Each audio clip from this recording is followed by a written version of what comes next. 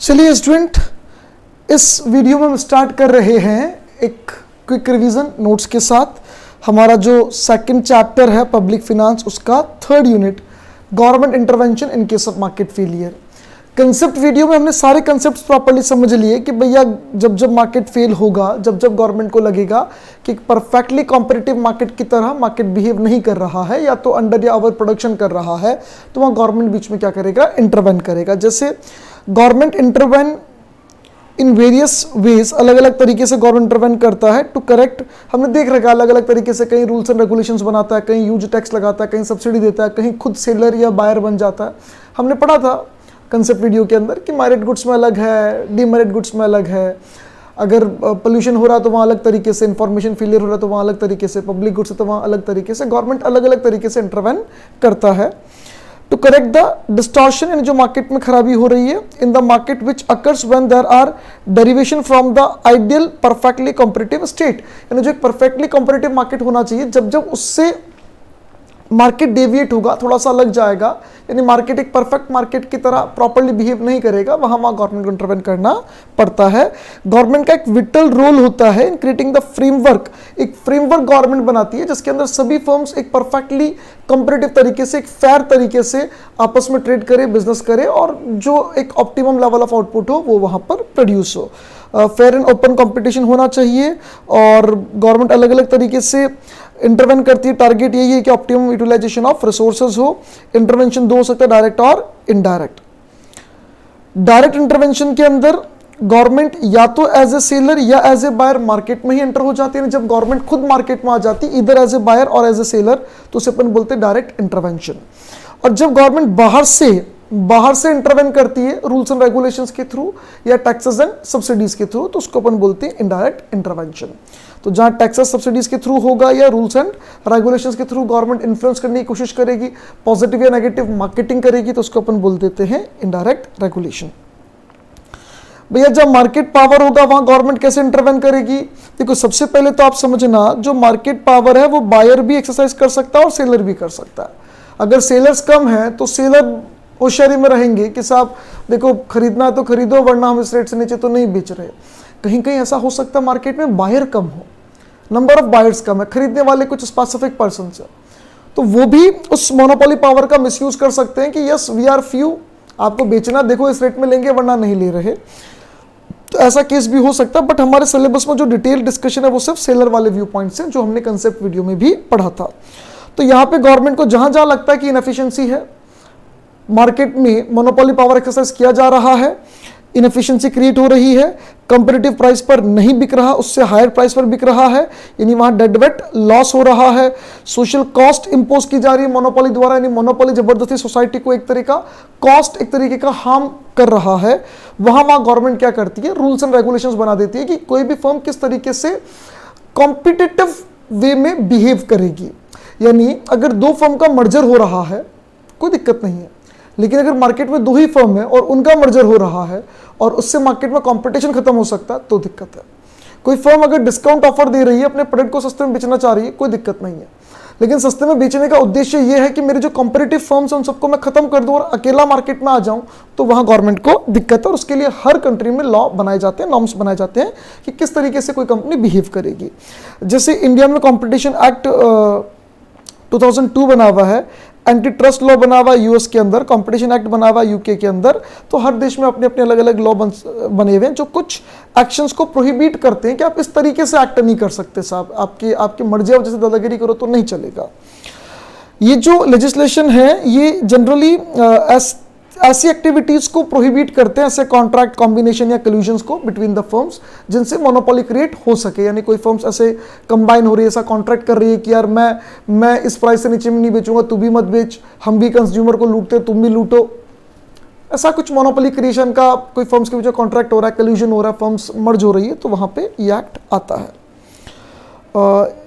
यानी जो ट्रेड के इन रिस्ट्रेंट ऑफ ट्रेड, यानी किसी को आप व्यापार करने से रोक रहे हो, आप के मार्केट में 4 फर्म्स है, आप सबसे बड़े फर्म हो, आप बाकी 3 को पैसा दे दो, बोले पैसा लो, आप तीनों ट्रेड नहीं करोगे, मैं अकेला ट्रेड करूंगा, I am providing you this much of money देख के रिस्ट्रेंट ऑफ ट्रेड, यानी किसी को व्यापार करने से रोकना। आपने उनको व्यापार करने से रोक लिया, अब आप अकेले बिजनेस कर रहे हो और खूब जमा के मोनोपोली पावर का मिसयूज कर रहे हो, तो नहीं चलेगा साहब।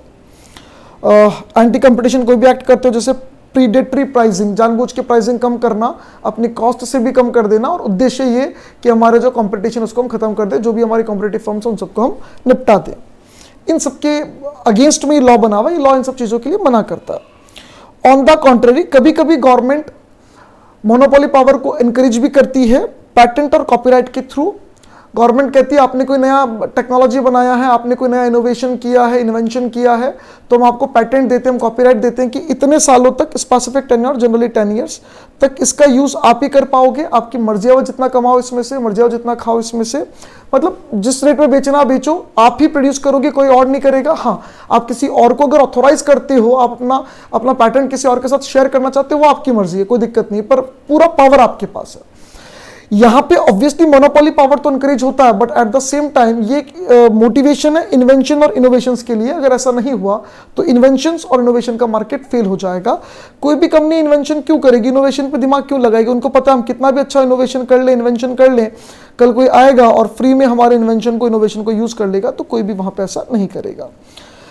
नेचुरल मोनोपोली के केस में, नेचुरल मोनोपोली वो होती है जहां पे मोनोपोली होना अच्छी बात है, वो पॉजिटिव इंपैक्ट होता है। कारण कि इनिशियल इन्वेस्टमेंट बहुत ज़्यादा है, या फिक्स्ड कॉस्ट जो है, रनिंग फिक्स्ड कॉस्ट है, वो काफ़ी ज़्यादा है, तो गवर्नमेंट को लगता है कि जितने ज़्यादा फर्म्स होगी उतनी ज़्यादा रनिंग फिक्स्ड कॉस्ट इनकर करनी पड़ेगी, उतनी ज़्यादा इनिशियल इन्वेस्टमेंट होगा, और जब कॉस्ट ज़्यादा आएगी, इन्वेस्टमेंट ज़्यादा होगा, तो हर फर्म महंगा बेचेगी। यानी जितनी मल्टीपल फर्म्स होगी उतना महंगा बिकेगा, और कम फर्म होगी तो कंपैरेटिवली सस्ता बेच पाएंगे। इस सिचुएशन को हम बोलते हैं natural monopoly. In case of natural monopoly, government monopoly को मेंटेन रखना चाहती है, लेकिन उनको रेट ऑफ रिटर्न या प्राइस कैप का कुछ सिस्टम दे देती है। गवर्नमेंट ऐसा बोल देती है कि भैया आपका रेट ऑफ रिटर्न 20% से ऊपर नहीं होना चाहिए। आपने 100 करोड़ का इन्वेस्टमेंट किया, एक साल का आपको 20 करोड़ कमा सकते हो, इससे ऊपर कमाओगे तो गवर्नमेंट आपसे पेनल्टी में ले लेगी। आप मोनोपोली पावर का यूज करो, आराम से मजे लो मोनोपोली के, लेकिन 20 करोड़ से ऊपर का प्रॉफिट हुआ तो गवर्नमेंट ले जाएगी। कभी कभी गवर्नमेंट मैक्सिमम प्राइस रख देती है, जैसे वेरिएबल कॉस्ट के बेसिस पर या पास्ट प्राइसेस के बेसिस पर के हिसाब से गवर्नमेंट एक प्राइस दे देती है, भाई आपकी variable cost 15 rupees per unit आ रही है, आप 20 से ऊपर नहीं बेचोगे, या लास्ट ईयर आपका 20 था, थोड़ा इन्फ्लेशन मान लें, अब आप 21 से ऊपर नहीं बेचोगे। तो इस तरीके से गवर्नमेंट मैक्सिमम प्राइस का कैप भी डाल सकती है, रेट ऑफ रिटर्न का ऑप्शन भी डाल सकती है। ऐसा डाल के प्राइसिंग कंट्रोल करना गवर्नमेंट का ऑब्जेक्टिव है, और मोनोपोली मेंटेन भी रह जाए, क्योंकि natural monopoly is good for the economy. Externality के केस में गवर्नमेंट क्या इंटरवेंशन करती है, एक्सटर्नलिटी में क्लियर करना, हम यहाँ सिर्फ पोल्यूशन की बात करेंगे, हम सिर्फ और सिर्फ यहाँ पे नेगेटिव प्रोडक्शन एक्सटर्नलिटी की बात करेंगे, जहां दो तरीके हैं गवर्नमेंट के इंटरवेंशन के, एक तो डायरेक्ट कंट्रोल और एक market based control. Direct control में जो जनरेट हो रहा है एक्सटर्नलिटी, गवर्नमेंट उसको रोकने का सीधा सीधा काम करती है। गवर्नमेंट क्या करती है, कुछ एक्टिविटीज को क्लियरली प्रोहिबिट कर देती है, भैया ये एक्टिविटीज करनी नहीं है, या कई बार लिमिट प्रोहिबिट कर देती है कि इस लिमिट से ऊपर का आपका आउटपुट जनरेट नहीं करना, आपको प्रोडक्शन नहीं करना, ये आपकी मैक्सिमम लिमिट है साहब, इसके ऊपर आप नहीं जाओगे। कुछ प्रोडक्ट के प्रोडक्शन पर, यूज पर, सेल पर जैसे गवर्नमेंट बैन लगा देती है, या तो कंप्लीट या पार्शियल। जैसे स्मोकिंग अलाउड तो है, लेकिन पब्लिक प्लेस पे नहीं कर सकते हो, पब्लिक प्लेस पर कंप्लीटली बैन कर रखा है, तो उससे ऑब्वियसली प्रोडक्शन कम होगा, कंजम्पशन कम होगा, तो स्मोक के कारण जो पोल्यूशन हो रहा है वो कंपैरेटिवली कम होगा। कुछ जो स्टैंडर्ड्स हैं वो प्रोटेक्शन, इन्वायरमेंट प्रोटेक्शन एक्ट में लिखे हुए हैं कि आप किसी भी चीज़ का पोल्यूशन, इससे ज़्यादा किसी भी चीज़ का यूज़ जो आप कर रहे हो वो इससे ज़्यादा नहीं कर पाओगे। मतलब इमिशन जो आप कर रहे हो, यूज इन द सेंस जो आप केमिकल्स वगैरह यूज कर रहे हो, उससे जो इमिशन हो रहा है वो इस क्वांटम से ऊपर आप नहीं कर पाओगे। गवर्नमेंट कई बार इमिशन क्वांटम फिक्स कर देती है, उससे ज़्यादा इमिशन करने पर गवर्नमेंट एक क्वांटम फिक्स कर देती है कि इससे ज़्यादा आप पोल्यूशन नहीं कर पाओगे, इमिशन का एक लिमिट फिक्स कर देती है। उससे ज़्यादा करने पर कई बार चार्जेस लगा दिए जाते हैं, पेनल्टीज लगा दी जाती है, इवन क्रिमिनल लाइबिलिटी भी इंपोज की जा सकती है कि आपने क्राइम किया है और उसमें सजा कंपैरेटिवली ज़्यादा होती है और टफ होती है। गवर्नमेंट कई बार इमिशन फीस भी चार्ज कर लेती है। इमिशन फीस जो होता है जनरली चार्ज होता है कि आप जो इमिशन कर रहे हो उस पे कि भैया ये लिमिट है, इस लिमिट तक कुछ नहीं लेंगे, इस लिमिट से ऊपर आपने इमिशन किया अगर तो आपका इतना पेनल्टी है, 1 लाख का फीस लगेगा, 2 लाख का फीस लगेगा। तो ये फीस ज़्यादा होता है, जनरली इसलिए रखा जाता है कि कोई भी फर्म इससे ऊपर इमिशन करे ही ना, डिस्करेज करने के लिए बेसिकली मैं अगर बोलूँ तो। उसके बाद अगर अपन मार्केट बेस्ड की बात करें तो मार्केट बेस्ड में दो चीज़ें हो गई, एक तो इन्वायरमेंटल टैक्स और एक cap and trade. Next page पे अपन दोनों को डिस्कस करते हैं। इन्वायरमेंटल टैक्स के बारे में सबसे पहले दुनिया को जो बताने वाला व्यक्ति था उनका नाम था AC Pigou। इसीलिए इस टैक्स का नाम भी रखा गया पिगुवियन टैक्स। पिगु ने ये कहा कि भैया जो व्यक्ति पोल्यूशन कर रहा है, जो कंपनी पोल्यूशन कर रही है, जो फैक्ट्री पोल्यूशन कर रही है, वो एक्चुअली सोसाइटी का बुरा कर रही है। सोसाइटी में बहुत सारे लोग बाग उससे हार्म होंगे, पर एक डायरेक्ट कॉन्ट्रैक्ट एस्टेब्लिश करना कि ये हार्म करने वाला और उसका हार्म हो रहा पॉसिबल नहीं है, इसलिए इससे टैक्स ले ले गवर्नमेंट और गवर्नमेंट सभी का भला कर दे उस पैसों से। That can be done. यानी जो एक्सटर्नल कॉस्ट है, जो एक्सटर्नलिटी है, जो एक्सटर्नल कॉस्ट है, उसको इंटरनलाइजेशन करने का प्रोसेस।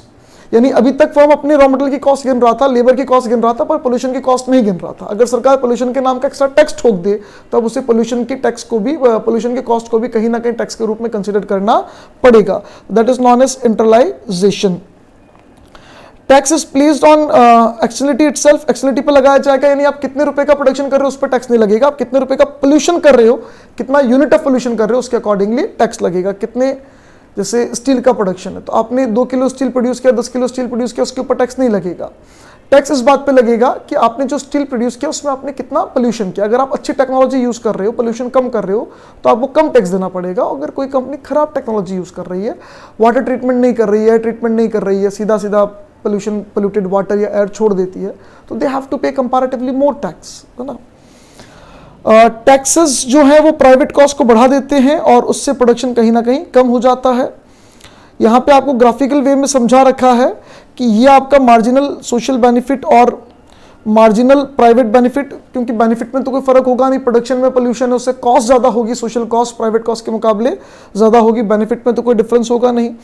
ये आपका सोशल बेनिफिट, ये आपका मार्जिनल सोशल कॉस्ट और ये आपका प्राइवेट कॉस्ट के मुकाबले सोशल कॉस्ट ऊपर है। ये सोशल कॉस्ट को मैं रेड लाइन से अभी एक बार हाईलाइट कर रहा हूँ। तो ये आपका क्या हो गया, ये जो लाइन ऊपर जा रही है आपकी सोशल कॉस्ट है, और प्राइवेट कॉस्ट सोशल कॉस्ट के बीच का गैप भी ऐसे बढ़ता हुआ होता है, क्योंकि जितना पोल्यूशन बढ़ता है उसका नेगेटिव इंपैक्ट उतना मल्टीपल बढ़ता जाता है। This is equilibrium and this is the level of output. This is equilibrium that we want and this is the level of output that we want. ये डिजायरेबल था Q1 but हो Q2 रहा है, यानी over production हो रहा है अभी फिलहाल।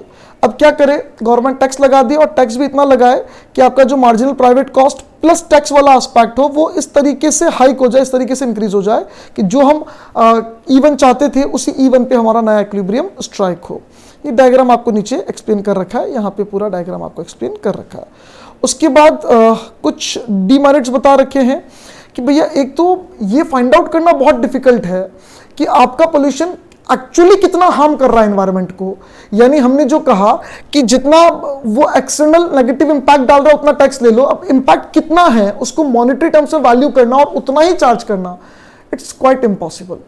दूसरा, कई बार डिमांड इनइलास्टिक नेचर की होती है। जो गुड्स बन रहा है पोल्यूशन से उसकी डिमांड इनइलास्टिक नेचर की होती है। आप टैक्स लगा भी दो तो भी कंज्यूमर जितना पहले खरीद रहा था उतना खरीदेगा, डिमांड में कोई स्लाइड चेंज आए तो आए, वरना नहीं आएगा, क्योंकि उसके लिए जरूरी है ना, इनइलास्टिक डिमांड है, कंज्यूमर के लिए जरूरी है, कंज्यूमर को बेचारे को खरीदना पड़ेगा, उसके पास ऑप्शन नहीं है। तो इन दैट केस, इस केस में क्या होगा कि आपका टैक्स लगाने से सिर्फ कंज्यूमर पे बर्डन बढ़ेगा, एक्चुअली प्रोडक्शन कंजम्पशन उतना ही होगा और एनवायरनमेंट को उतना ही हार्म होगा जितना पहले हो रहा था। एनवायरनमेंट को कुछ खास बेनिफिट नहीं हो पाएगा। जो हमारा एडमिनिस्ट्रेटिव प्रोसेस है वो बहुत कॉम्प्लेक्स है, बहुत कॉस्टली है। इतना पैसा एडमिनिस्ट्रेशन पे लग जाता है जितना पैसा एक्चुअली कलेक्ट होता है, तो एनवायरनमेंट को सही करने के लिए कुछ विशेष पैसा बचता नहीं है। ये मेथड कोई जेन्युइन सॉल्यूशन नहीं देता। ये तो सिंपल बोलता है कि आप चोरी करो और टैक्स दे दो, मतलब पोल्यूशन करो और पैसा दे दो, यानी आप एनवायरनमेंट का बुरा करो और पैसा दे दो, यानी पैसों से सब खरीद लो वाली बात है। जेन्युइनली एनवायरनमेंट का सेफगार्ड करना, पोल्यूशन को सेफ करना, मतलब एनवायरनमेंट को सेव करना और पोल्यूशन को खत्म करना, इसके लिए कोई स्टेप यहाँ पर नहीं लिया जा रहा है। यहाँ सिर्फ एक इंसेंटिव सिस्टम है कि आप ज्यादा पोल्यूशन करोगे ज्यादा टैक्स देना पड़ेगा, कम करोगे तो कम टैक्स देना पड़ेगा। In case of goods which have inelastic demand, कई बार डिमांड इनइलास्टिक होती है तो वहां जो सेलर होता है वो टैक्स का burden as it is consumer पे शिफ्ट कर देता है। टैक्स सरकार ने लिया, उसने गुड्स पे जोड़ा, एज इट इज कंज्यूमर से ले लिया। तो पूरा का पूरा टैक्स अगर कंज्यूमर से ले लिया गया तो कंज्यूमर जिसके लिए डिमांड इनइलास्टिक थी मतलब गुड्स उसके लिए कहीं ना कहीं नेसेसरी नेचर का था, जरूरी था, और आपने जरूरी प्रोडक्ट को महंगा कर दिया। जब जरूरी प्रोडक्ट महंगा हो जाएगा तो ऑब्वियसली कंज्यूमर को तो नुकसान उसका होना ही होना है। और फिर ये कह रहा है कई बार इसका pollution taxes have potential negative impact on employment and investment. जैसे इंडिया में पोल्यूशन टैक्स बहुत ज़्यादा है और चाइना में कम है। अमेरिका की कंपनी को इन्वेस्टमेंट करना, उसको लगेगा यार इंडिया में ये टेक्नोलॉजी यूज़ करो, वो करो, पोल्यूशन का ध्यान रखो, इन्वायरमेंट का ध्यान रखो, अपन तो चाइना चलते हैं। तो जो कंट्रीज जितने टफ नॉर्म्स बनाएगा वहां पे इन्वेस्टमेंट्स उतने कम आएंगे, वहां एम्प्लॉयमेंट जनरेशन उतना कम होगा, तो ये भी नुकसान है। इसलिए कंट्रीज को देखना पड़ता है कि हमको हमारे यहाँ पे टैक्सेस कम रखने हैं और पोल्यूशन को लेकर ज्यादा झंझट नहीं पालना, वरना इन्वेस्टमेंट्स नहीं आएंगे बाहर से। सेकेंड अप्रोच हमारे पास है कैप एंड ट्रेड वाली। कैप एंड ट्रेड में क्या था, मार्केटेबल लाइसेंस मिल जाते हैं, पोल्यूटेंट्स जो पोल्यूशन करने वाली कंपनीज है उनको पोल्यूटेंट्स के अकॉर्डिंगली कि आप इतना पोल्यूशन तो कर सकते हो, ये अलाउड है। इससे कम करोगे तो आप अपना लाइसेंस आगे बेच देना, ट्रेडेबल लाइसेंस है, और ज्यादा करोगे तो you have to purchase it. ये आपको यहाँ समझा रखा, दीज परमिट्स आर ट्रांसफरेबल और डिफरेंट पोल्यूशन लेवल होगा अलग अलग कंपनीज का। जो रेगुलेटेड एंटिटीज मतलब जो फैक्ट्रीज है, जो कंपनीज है, जो ज्यादा करेगा। यहाँ एक बात ध्यान रखना, हमेशा मान लो फ्री मार्केट में नहीं, गवर्नमेंट कुछ ना बोले तो जो फ्री पोल्यूशन लेवल है, फ्री मार्केट का जो पोल्यूशन लेवल है वो 100 यूनिट्स, सपोज 100 यूनिट्स है, तो गवर्नमेंट जो लाइसेंस देगी वो 60-70 का ही देगी, मतलब कम का देगी, जिससे लाइसेंस की वैल्यू बने और लाइसेंस बिके, वर्थ क्रिएट हो। जो ज्यादा हाई पोल्यूशन करेगा उसको लाइसेंस खरीदना पड़ेगा, लाइसेंस खरीदना पड़ेगा मतलब उसको कॉस्ट हाई आ जाएगी और उसको नुकसान होगा, और जो कम पोल्यूशन करेगा वो लाइसेंस बेचेगा, उसको फायदा होगा और पैसा कमाएगा।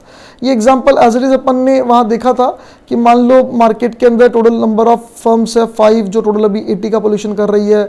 फर्म ने गवर्नमेंट ने 5 फर्म से 80 का पोल्यूशन कर रही है, 10 यूनिट्स के सबको लाइसेंस दे दी, टोटल 50 का लाइसेंस कम है। अब जो 10 से ज़्यादा करेगा उसको खरीदना पड़ेगा और जो कम करेगा वो बेचेगा, तो बेचने वाला कमाएगा। इंसेंटिव है कि भैया और अच्छी टेक्नोलॉजी यूज़ करो, इनोवेशंस को प्रमोशन मिलता है। आप अच्छी टेक्नोलॉजी यूज़ करोगे, ज़्यादा इनोवेशन करोगे तो you can sell your license and income हो जाएगी। आपने जो इनोवेशंस किए उसका आपको रिवार्ड मिल जाएगा टेक्निकली। एडवांटेज क्या क्या है, कंपैरेटिवली ये सिस्टम सिंपल है और फ्लेक्सिबल है और एफिशिएंट है, रिवार्ड्स देता है कि आपने अगर अच्छी टेक्नोलॉजी यूज की तो you will earn money. Pollution वाले में क्या था, अच्छी टेक्नोलॉजी यूज करोगे टैक्स कम लगेगा, पैसा थोड़ा बचेगा नहीं, यहाँ उल्टा मिलेगा, और जो ज्यादा कर रहा है उसका लगेगा। तो इसमें रिवार्ड का गैप बहुत अच्छा और फ्लेक्सिबल है। एडमिनिस्ट्रेटिव काफी ईजी है, सिंपल है, कम कॉस्ट में इसको इजीली इंप्लीमेंट किया जा सकता है, मैनेज किया जा सकता है। इनोवेशंस को इंसेंटिव है और कंज्यूमर को भी बेनिफिट हो सकता है। अगर कोई फर्म को लाइसेंस बेचकर पैसा मिलता है और वो उससे अपने प्रोडक्ट का प्राइस कम कर ले, उसको लगे कि यार देखो पैसा तो मिल रहा है अपन को, अपन प्रोडक्ट का प्राइस कम कर लेते हैं तो मार्केट में अपना प्रोडक्ट ज्यादा बिकेगा, अपना मार्केट शेयर बढ़ेगा, तो कंज्यूमर को सस्ते में प्रोडक्ट मिल जाएंगे, तो कंज्यूमर को भी फायदा है।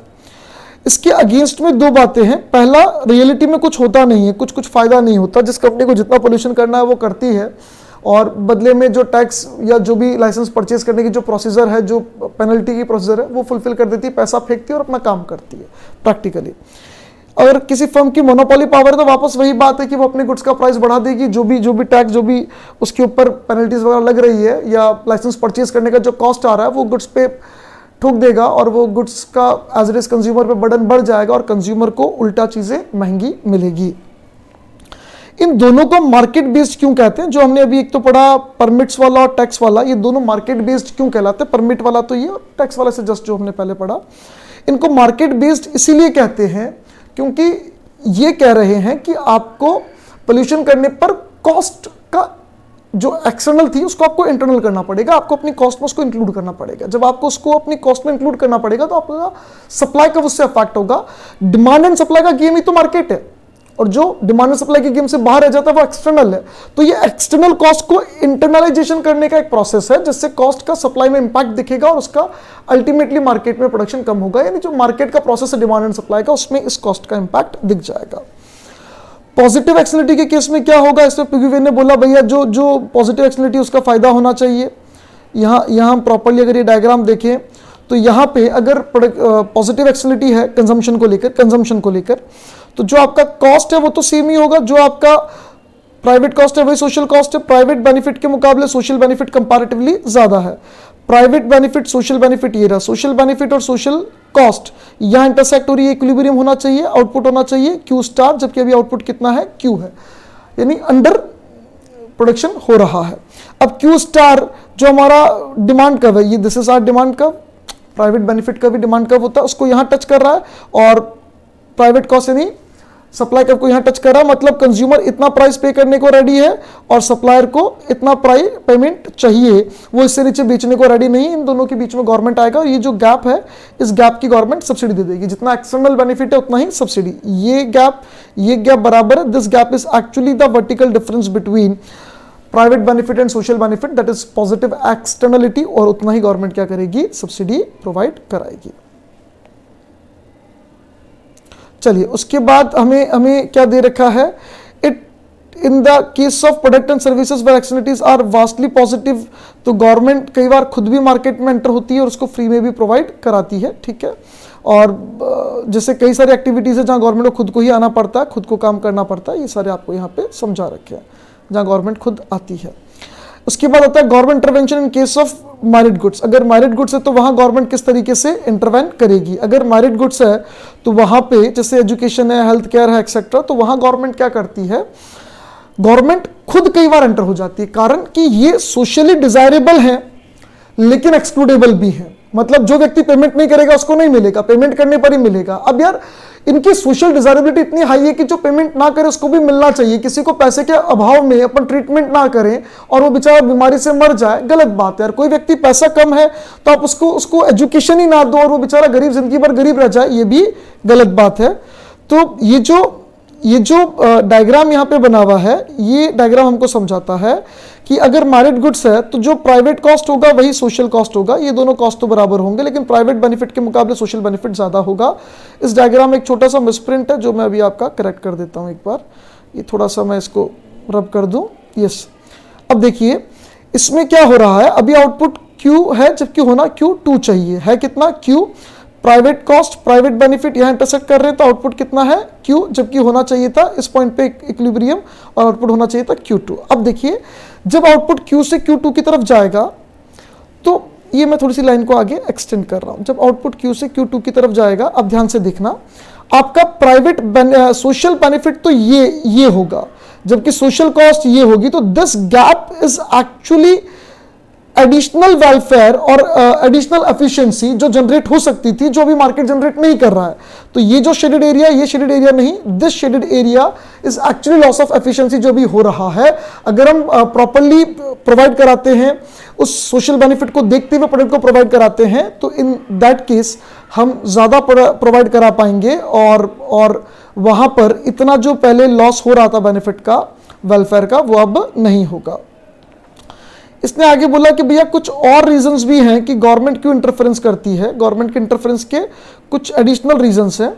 इसने बोला देखो कई बार तो क्या होता है, अच्छे प्रोडक्ट की पब्लिक को नॉलेज नहीं होती है, प्रॉपर इंफॉर्मेशन नहीं होती है, उसको उस अच्छाई की जानकारी नहीं होती। तो गवर्नमेंट का काम है कि उसको सही रेट पे प्रोवाइड कराए और पब्लिक को प्रॉपर इंफॉर्मेशन अवेलेबल करवाए। इक्विटी कंसिडरेशन, जैसे हमने बोला एजुकेशन, हेल्थ, ये पैसों के हिसाब से नहीं, योग्यता के हिसाब से मिलनी चाहिए, जरूरत के हिसाब से मिलनी चाहिए। कोई व्यक्ति बीमार है और आप उसका इसलिए ट्रीटमेंट ना करो, उसको इसलिए मरने दो कि उसके पास पैसा नहीं है, गलत बात है। ये इक्विटी के बेसिस पे चलना चाहिए, पैसों के बेसिस पर नहीं चलना चाहिए।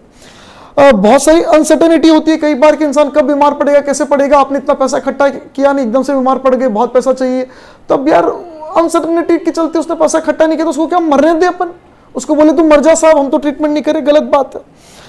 तो possible government responses under provision, government कई बार रेगुलेशंस लेके आती है यहाँ पर, जैसे इंश्योरेंस कंपलसरी है, हेलमेट पहनना कंपलसरी, मैरिड गुड्स से इनका सोशल बेनिफिट ज्यादा है, एक्सीडेंट में कोई व्यक्ति मर सकता है, लोगों को जानकारी नहीं है, इतनी समझ नहीं है, तो इसलिए हमने बोला ना information, lack of information, lack of knowledge. तो लैक ऑफ नॉलेज ही कहीं ना कहीं, इतनी समझ नहीं कि मर जाऊंगा मैं, हेलमेट पहनना चाहिए। रेगुलेशन, कई बार गवर्नमेंट अच्छे प्रोडक्ट्स होते तो सब्सिडी प्रोवाइड करा देती है, जैसे सोलर पैनल्स जो आते हैं उस पर गवर्नमेंट प्रोवाइड कराती है।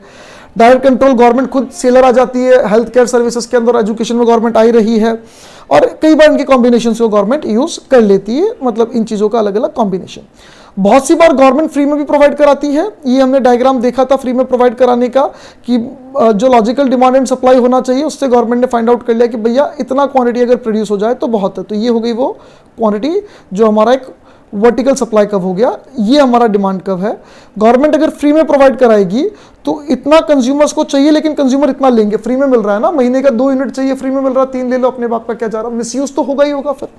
तो गवर्नमेंट को एक इफेक्टिव प्रॉपर डिस्ट्रीब्यूशन चैनल लेना पड़ेगा, अपनी क्वांटिटी को प्रॉपरली कंट्रोल करना पड़ेगा कि हर व्यक्ति तक, ईच एंड एवरी पर्सन तक एक ऑप्टिमम क्वांटिटी तो पहुंचे ही पहुंचे। प्रॉपर चैनल से भेजना है कि ये ना है। चैनल क्या हो सकता है, आधार कार्ड के थ्रू भेज दे, राशन कार्ड के थ्रू इंश्योर कर दे कि भैया राशन कार्ड पे, हर राशन कार्ड पे महीने के 2 फ्री में मिलेंगे, हर आधार कार्ड में महीने के 2 फ्री में मिलेंगे, व्हाटएवर। तो गवर्नमेंट इस तरीके से कर सकती है।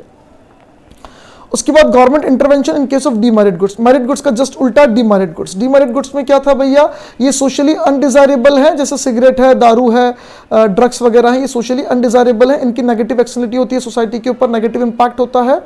हाँ, हर वो गुड जिसकी नेगेटिव एक्सटर्नलिटी हो वो डीमेरिट गुड जरूरी नहीं है। जैसे pollution is not demerit good, steel बनाने से पोल्यूशन होता है, स्टील कोई सोशली अनडिजायरेबल गुड्स नहीं है, कोई डीमेरिट्स वाला गुड्स नहीं है। गुड्स तो अच्छा है लेकिन उससे नेगेटिव एक्सटर्नलिटी भी होती है। हाँ, दारू नेगेटिव एक्सटर्नलिटी भी है, मतलब सिगरेट पिएगा, दारू पिएगा तो खुद तो परेशान होगा ही होगा, बाकी समाज को भी परेशान करेगा, नेगेटिव एक्सटर्नलिटी तो ही है, खुद की हेल्थ के लिए भी बुरा है, डीमेरिट गुड्स है। ऐसे गुड्स के लिए गवर्नमेंट क्या करती है, कई बार कंप्लीट बैन कर देती है, भैया ये तो गुड्स बिकेगा ही नहीं। नेगेटिव एडवर्टीजमेंट करती है, मूवी देखने जाते हैं थिएटर में एड्स चलते हैं। लेजिस्लेशन की रोड पे दारू नहीं पियोगे, खुले पार्क में दारू नहीं पी सकते, पब्लिक प्लेस में सिगरेट नहीं पी सकते। स्ट्रिक्ट पॉलिसी बनाती है कई बार उसकी लिमिट को लेकर कि भैया बच्चों को नहीं देना है, या स्कूल से 100 मीटर के डिस्टेंस पे बेच सकते हो, ऐसा कुछ। रेगुलेटरी कंट्रोल बनाती है, स्पेशल रेस्ट्रिक्शन मतलब होता है स्पेस वाइज की इन प्लेसेस पे सेल नहीं करना। जैसे रेलवे स्टेशन पे आपको कभी भी कोई टोबैको प्रोडक्ट्स नहीं मिलेगा, पान मसाला नहीं मिलेगा। लीगली बैंड है, इलीगली कोई बेचता हो तो बात अलग है। एयरपोर्ट पे, रेलवे स्टेशन पे, इन पे बैंड है। चलिए, उसके बाद हमको क्या बोला इसने, डीमेरिट गुड्स में गवर्नमेंट क्या कर सकती है। डीमेरिट गुड्स में गवर्नमेंट क्या कर सकती है, डीमेरिट गुड्स में देखो, एक तो एक छोटी सी चीज़ उसके ऊपर भी है, मैं आपको ये बता दूं। जैसे जो डीमेरिट गुड्स होते हैं गवर्नमेंट उस पर ह्यूज टैक्स लगाती है, जैसे 28% जीएसटी ठोक दिया। जो हैवी व्हीकल्स हैं, जो रोडें तोड़ते हैं, पोल्यूशन बहुत करते हैं, पेट्रोल कंजम्पशन बहुत ज़्यादा करते हैं, उनके ऊपर, या फिर जो हमारे दारू वगैरह है, इन पे गवर्नमेंट हाई टैक्सेस लगा देती है। एक तरीका ये है। यस, यहाँ पे हमको ये समझा रखा है कि ये हमारा सोशल बेनिफिट है, ये प्राइवेट बेनिफिट है। प्राइवेट बेनिफिट के मुकाबले सोशल बेनिफिट कम है, डीमेरिट गुड्स है ना, ये सोशल और प्राइवेट कॉस्ट है। अब प्राइवेट बेनिफिट और प्राइवेट कॉस्ट के मुकाबले तो इक्विलिब्रियम ये आ रहा है, क्यू लेवल ऑफ आउटपुट हो रहा है, जबकि सोशल बेनिफिट और सोशल कॉस्ट को अगर अपन देखें तो आउटपुट होना कितना चाहिए, Q1। ओवर प्रोडक्शन हो रहा है, अंडर प्रोडक्शन होना चाहिए। अगर हम Q से Q1 की तरफ आते हैं तो हमारा सोशल कॉस्ट ये है और सोशल बेनिफिट ये है और सोशल कॉस्ट ये वाली लाइन, ये हमारा सोशल कॉस्ट। इतना कॉस्ट रिड्यूस होगा, इतना बेनिफिट रिड्यूस होगा, तो ये हमको एडिशनल फायदा हो जाएगा। यानी जब आउटपुट कम होगा तो कॉस्ट अगर 10 रुपया, 9 रुपया, 8 रुपया कम हो रहा है तो बेनिफिट 5, 4, 6 ही है। मतलब बेनिफिट का जो रिडक्शन है वो कंपैरेटिवली कम है, बेनिफिट नीचे, कॉस्ट ऊपर है। तो यहाँ अगर हम आउटपुट कम करते तो इतना हमको शेडेड एरिया का और बेनिफिट हो जाएगा। एक तरीका यहाँ पे ये हो सकता है कि भैया देखो, Q आउटपुट पे कंज्यूमर, Q1 आउटपुट पे कंज्यूमर कब रुकेगा, कंज्यूमर का ये डिमांड कब हो गया, प्राइवेट बेनिफिट मतलब डिमांड कब, यानी अगर प्राइस P1 कर दी जाए तो कंज्यूमर रुक जाएगा। तो गवर्नमेंट क्या कर सकती है, ह्यूज टैक्सेस लगा के प्राइस को P1 कर सकती है। या गवर्नमेंट ऐसा भी कर सकती है, कि मिनिमम प्राइस सेट कर दे, प्राइस फ्लोर, यानी मिनिमम प्राइस सेट कर दे कि इस प्राइस से नीचे आपको बेचना ही नहीं है साहब, हम तो इसके नीचे आपको बेचने ही नहीं देंगे। उसके बाद government intervention in case of public goods. Public goods के केस में गवर्नमेंट क्या कर सकती है, देखो अगर प्योर पब्लिक गुड्स है जो नॉन एक्सक्लूडेबल है, जिसमें किसी को इग्नोर नहीं किया जा सकता, वहां एकमात्र तरीका गवर्नमेंट के पास बचता है कि भैया फ्री में अवेलेबल कराओ। एक्सक्लूडेबल है तो गवर्नमेंट क्या कर सकती है, देखो क्लियर करना, प्योर पब्लिक गुड्स है तो गवर्नमेंट को फ्री में प्रोवाइड कराना पड़ेगा। एक्सक्लूडेबल है लेकिन उनकी डिजायरेबिलिटी बहुत हाई है, भयंकर वाली है, जैसे पोलियो मेडिसिन, पैसा दो तभी मिले, नहीं तो नहीं मिले। एक्सक्लूडेबल तो है, किया जा सकता है, लेकिन उनकी सोशल डिजायरेबिलिटी बहुत हाई है। तो जहां सोशल डिजायरेबिलिटी बहुत हाई है वहां एक्सक्लूडेबिलिटी डिजायरेबल नहीं रहेगी और वहां गवर्नमेंट को फ्री में प्रोवाइड कराना चाहिए। हाँ, बाकी जहां एक्सक्लूडेबल पब्लिक गुड्स है वहां गवर्नमेंट चाहे तो खुद फ्री में प्रोवाइड करा सकती है अगर हाई डिजायरेबिलिटी है तो, अदरवाइज गवर्नमेंट एक मिनिमम फीस पे प्रोवाइड करा सकती है। या गवर्नमेंट प्राइवेट सेक्टर को बोल सकती है कि आप प्रोवाइड कराओ, और प्राइवेट सेक्टर को बोल दे कि जो एंट्री फीस वगैरह रहेगी वो कितनी रहेगी, कैसी रहेगी, क्या रहेगी, वो हम डिसाइड करेंगे, नॉर्म्स हम डिसाइड करेंगे, प्रोवाइड आप कराओ, आप कितना फीस ले सकते हो, क्या चार्ज ले सकते हो, दैट वी विल डिसाइड। ये price, minimum price, support price जो है वो एग्रीकल्चर गुड्स में होता है, जहां डिमांड एंड सप्लाई के कारण जो प्राइस आ रहा है वो कम है। किसान बेचारा इस प्राइस पे बेचेगा तो क्या कमाएगा, ये जनरली फार्मर्स के लिए या वर्कर्स के लिए होता है जिनको मिनिमम रिटर्न तो अश्योर किया जाना चाहिए। तो वहाँ गवर्नमेंट एक मिनिमम प्राइस डिसाइड करती है अबाउ द इक्विलिब्रियम प्राइस, जिसे हम बोलते हैं प्राइस फ्लोर। इसका जस्ट उल्टा price ceiling. Price floor, price ceiling दोनों ही गवर्नमेंट के कहने से तो अप्लाई नहीं हो जाएगा। इसमें कहीं ना कहीं गवर्नमेंट को, जहाँ गवर्नमेंट ने बोला कि प्राइस फ्लोर है भैया, वहाँ गवर्नमेंट को खुद को 150 पे खरीदना पड़ेगा। कंज्यूमर तो मना कर देता मैं खरीद ही नहीं रहा हूँ, तो गवर्नमेंट को इंटरवेन करना पड़ता है, खुद को खरीदना पड़ता है। मार्केट में जो ये एक्स्ट्रा सप्लाई क्रिएट हो रही है इसको खुद को परचेज करना पड़ता है, जिससे ऑटोमेटिकली मार्केट के अंदर जो दूसरे प्राइवेट ट्रेडर्स हैं वो भी खरीदने लग जाते हैं महंगी प्राइस पर। और यहाँ पे कई बार गवर्नमेंट को प्राइस सीलिंग करना, भाई मार्केट में 150 का, गवर्नमेंट बोले 75 से ऊपर कोई सेल नहीं करेगा, तो इस केस में गवर्नमेंट को इंटरवेन करना पड़ता है। गवर्नमेंट को खुद को 75 पे अवेलेबल करवाना पड़ सकता है।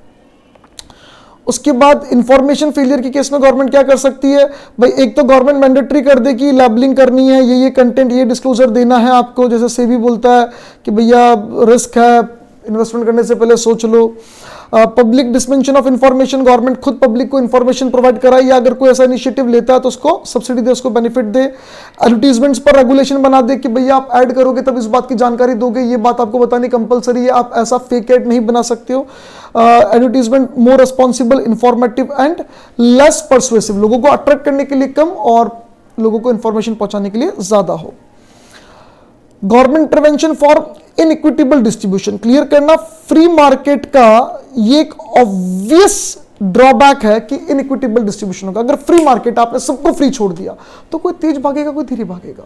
जो ज्यादा कैपेबल होगा, ज्यादा एफिशिएंट होगा, ज्यादा इंटेलिजेंट होगा, वो ज्यादा पैसा कमा लेगा और कोई पीछे रह जाएगा, तो कोई गरीब और कोई अमीर बनेगा ही बनेगा। वहां गवर्नमेंट के पास एक तरीका होता है प्रोग्रेसिव टैक्स लगाने का कि भैया प्रोग्रेसिव टैक्स लगा दे, और प्रोग्रेसिव टैक्स लगा के क्या कर सकती है गवर्नमेंट कि जो अमीर है उनसे टैक्स ले ले, गरीबों के लिए खर्च कर दे। पर हमेशा ध्यान रखना, हालांकि ये टॉपिक हमारे पास आगे आएगा और हम बहुत डिटेल में डिस्कस करेंगे, पर हमेशा ध्यान रखना गवर्नमेंट अगर प्रोग्रेसिव टैक्स लगाती है, बहुत ज्यादा फोकस करती है इक्विटी पर, तो वो इकोनॉमी की ग्रोथ खराब कर देगी। आप अमीर से बहुत ज्यादा टैक्स दो तो अमीर को लगेगा कि साला मैं कमाता हूं, सरकार टैक्स ले जाके गरीबों पर खर्च कर देती है, तो मैं क्यों परेशान हूं, मैं भी नहीं कमाऊं। भाई मैं 100 बच्चे पढ़ा रहा हूं, एक बंदा 2 बच्चे पढ़ा रहा है, मैं टेक्नोलॉजी पे मेहनत कर रहा हूं, मैं बुक्स लिख रहा हूं, मैं नोट्स बना रहा हूं, मैं 24/7 बच्चों को डाउट सॉल्व करने के तैयार हूं। That's why I am having 100 students. दूसरा टीचर है वो मेहनत ही नहीं करना चाहता, कौन नोट्स बनाए, कौन बच्चों को एडिशनल समझा, एडिशनल कंटेंट दे, वीडियोस दे, सब ऐसे चल रहा है। तो he is having just 2 students. सरकार मेरे को बोले तू बहुत सारा टैक्स दे और हम उसको दे देंगे, तो मैं अगली बार सोचूंगा कि मैं इतनी मेहनत करता हूं, 100 बच्चे पढ़ाता हूं, डाउट सॉल्व करता हूं, कंटेंट प्रिपेयर करता हूं, इतनी मेहनत करता हूं, और सरकार तो टैक्स ले जाकर उसको दे देती है, मैं क्यों मेहनत करूं। तो ग्रोथ खत्म हो जाएगी, कोई भी व्यक्ति मेहनत नहीं करना चाहेगा, सब फिर सरकार के भरोसे हो जाएंगे। तो इक्विटी और ग्रोथ ये दोनों कहीं ना कहीं ऑपोजिट डायरेक्शन में चलता है। एक्सेसिव फोकस ऑन इक्विटी हमेशा ग्रोथ को कॉम्प्रोमाइज करवाएगा। चलिए नेक्स्ट वीडियो में अपन इस चैप्टर के क्वेश्चन आंसर डिस्कस कर लेते हैं। Thank you.